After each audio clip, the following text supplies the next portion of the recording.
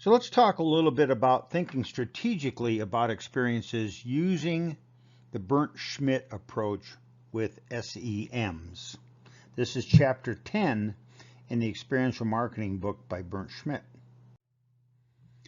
One of the key questions is, which SEMs are we going to focus on? It's important to identify both the relative importance of each SEM and their temporal order. All right, this is all about the process as a thought process in any experiential planning activity. Which are the key SEMs and what is the correct order in looking at them?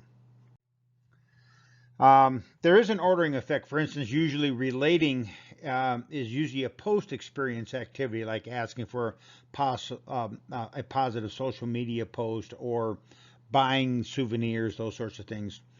For instance, let's go back and think about our restaurant example and Jack's House of Dogs. Designing a restaurant experience typically starts with the core experience. And what is that core experience? Then the restaurant has to be physically laid out to stage that experience. This is usually done by thinking about the senses module. And if you don't get this right, obviously the other things probably won't be right either. But for this instance, for instance, what music should be played and what should the sound of the music be and how should it make you then feel? For instance, if we are going to have a particular night at the restaurant that is a culturally themed night, for instance, Italian night, probably we ought to be playing some sort of Italian related music, perhaps, and then we have to decide exactly what should that be. As a result, obviously the modules seldom work in isolation but do work together, and this goes back to that whole concept then of hybrids and which things obviously work in combination with each other. Their impact, of course, is synergistic.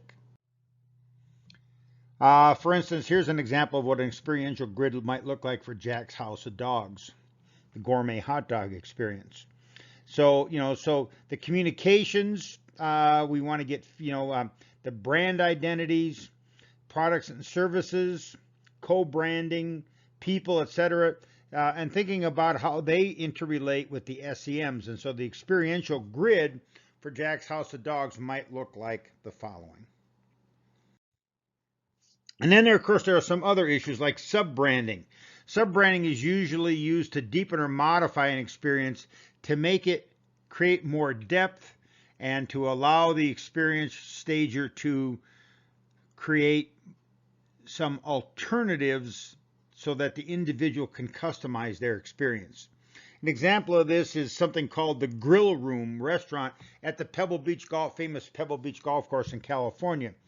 This allows the restaurant there to build off the golf course experience, but at the same time differentiate it to a grill room experience.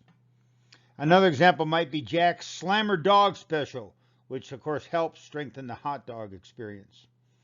Also then think about new product extensions. New products need to be added to reduce wear out and to also sharpen the experience. New products have to focus on core experience and enhancing it, creating more depth, creating an opportunity for individuals to customize the experience to their own preferences.